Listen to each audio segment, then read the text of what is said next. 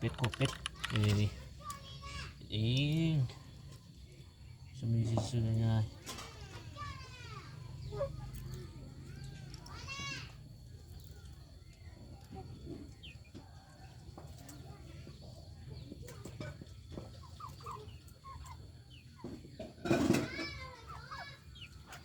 นี่แม่ว่าอยากกินเป็ดก็สั่นเลย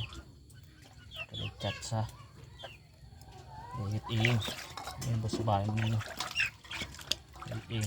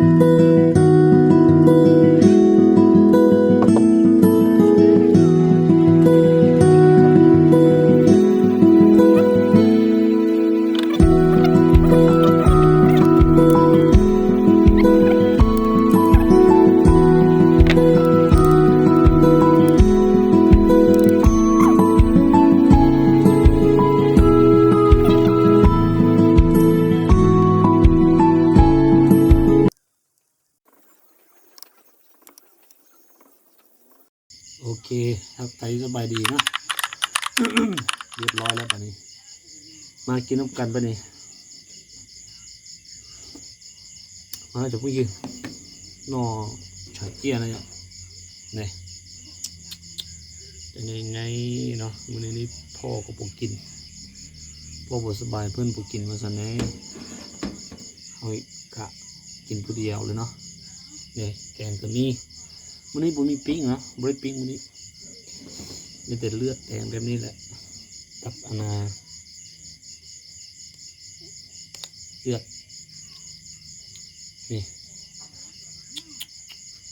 แบบนี้เดี๋ยวเนาะไม่ไงก่อน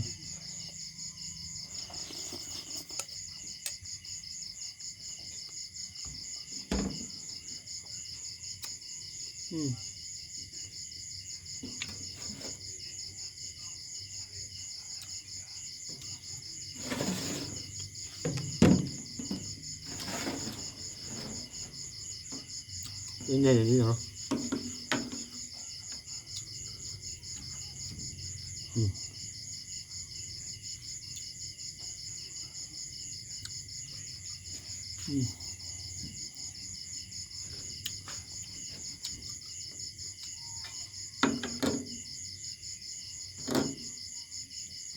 มาเด้อมาเด้อน้องสารเด้อเฮ็ดเองกินเองเนาะ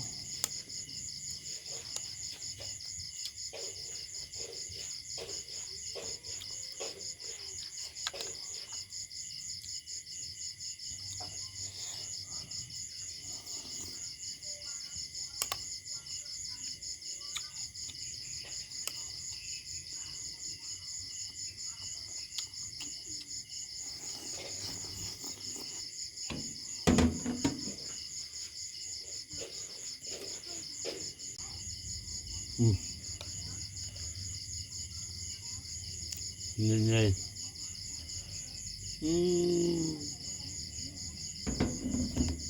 มาเด้อไปเลยอยู่โรงสารเด้อคิดเองเนาะ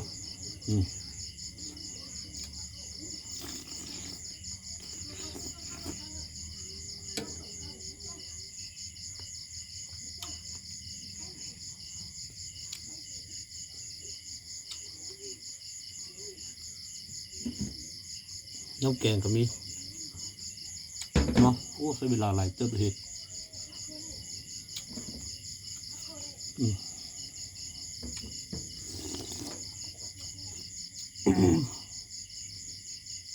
ข้าวก็มี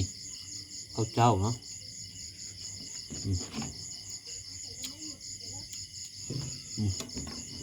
ทำยังไงเอาเด้อ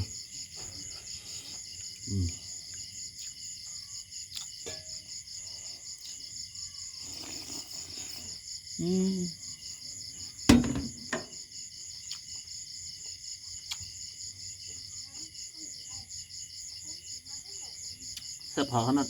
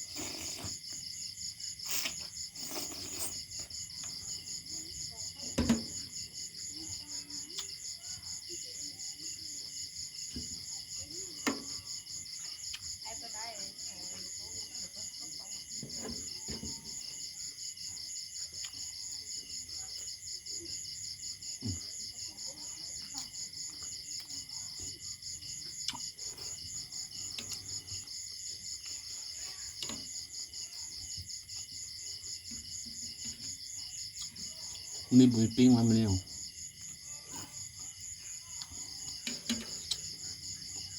ฝนตกก็เลยว่าดังไฟย่างเลยมันต้องได้ไซส์3-4 บอล2-3 บอลเนาะที่ว่าเขาจะต้องได้มาเฮ็ดมาทำยังไงอย่างที่เนาะ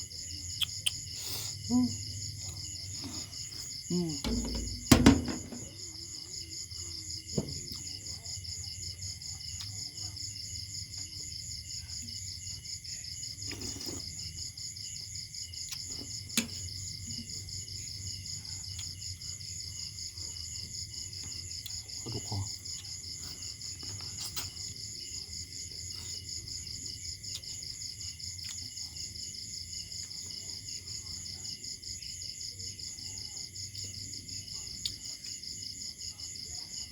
เป็ดนี่ผมมาซื้อใน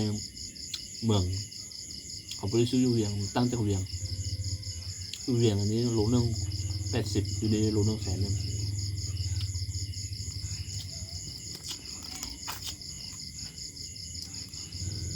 ปกติสุดแล้วนะก่อนเนี่ยเดี๋ยวเวียงมันอีโลอีโจพานเดี๋ยวที่เป็นน้อยเราเป็นองศาเป็นน้อยอีโลยังอีแสน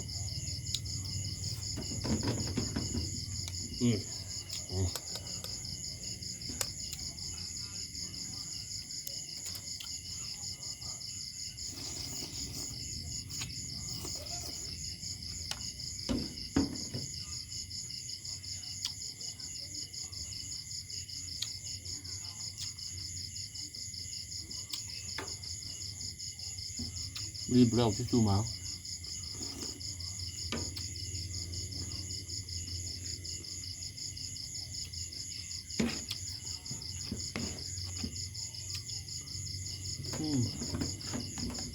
ทำยังไง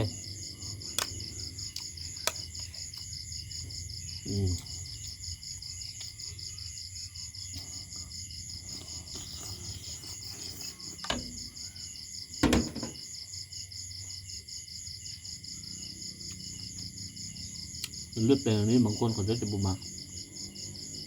บีบของเราสำหรับเฮาเพื่อนแล้วเลือดแปลงเราไม่ได้ตัวจินอยากจะหมุนเราได้หรอกหมุนเรายิ่งมั่วอยากจะจินบีบmà họ giờ đi xuân nhà có cố này của tôi xuân nhà không bằng quân thành bộ biên bằng nào họ sẽ bắt mắt kín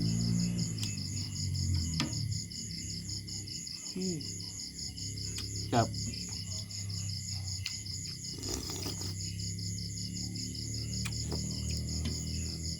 จะบางคนนี่บ่มีก็กิน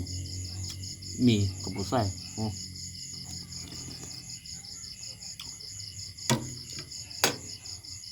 สำหรับเฮาผู้หนึ่งที่บ่มักใส่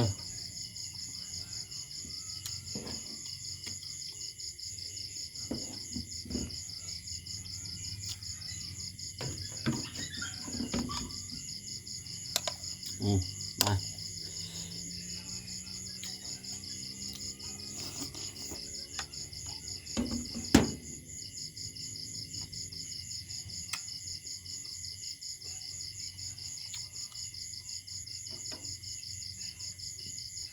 มันกลิ่นต้องมัน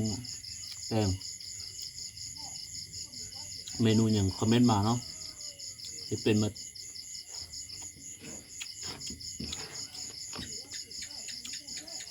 แต่บางเมนูนี้เขาอาจจะบุเคยกินบุเคย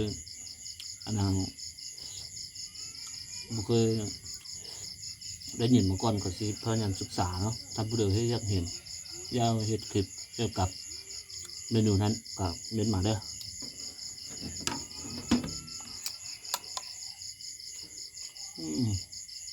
มืดเลยเดี๋ยวนี้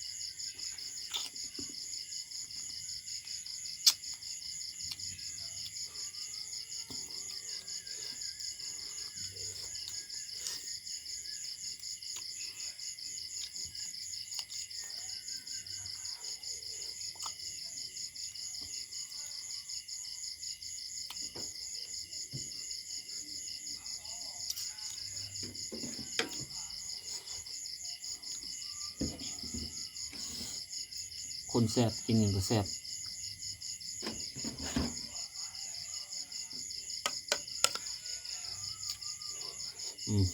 ทำยังไง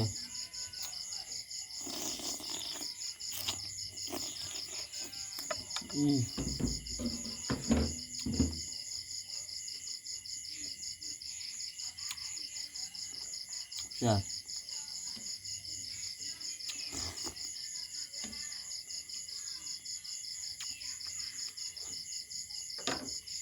มาเลิกกินน้ำกัน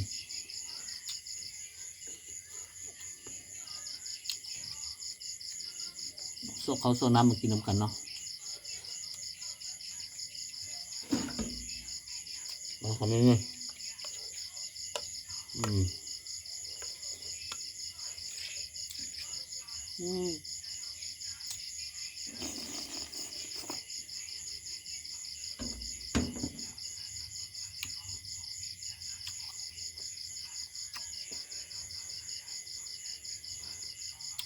ครับ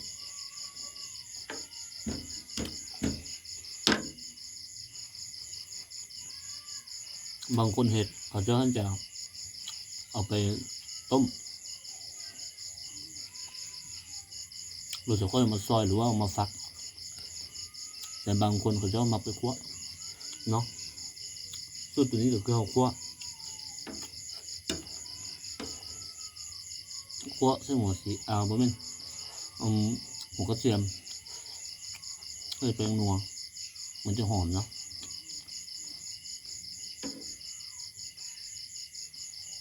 แล้วถามว่าต้มเดือต้มก็ได้คือกันก็แซ่บคือกันคือว่าน่ะคนแซ่บกินยังก็แซ่บ คำสุดท้าย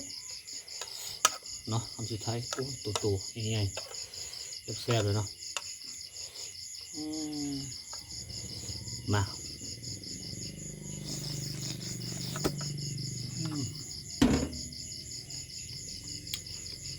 โอเคมาฮอดนี่ขอขอบใจทุกคนเนาะที่ว่าติดตามเบิ่งมาตลอดขอบใจหลายๆเนาะที่ให้กินอย่างคอมเมนต์มาเด้อขอบใจไม่ได้สมิก่อนโอ้แซ่บพูดที่บ้านหนึ่งท่านเคยกินไปลองเนาะพูดที่บ้านอยากตอนนี้ก็ไปลองจัดเลยเมนูนี้แซ่บขอบใจ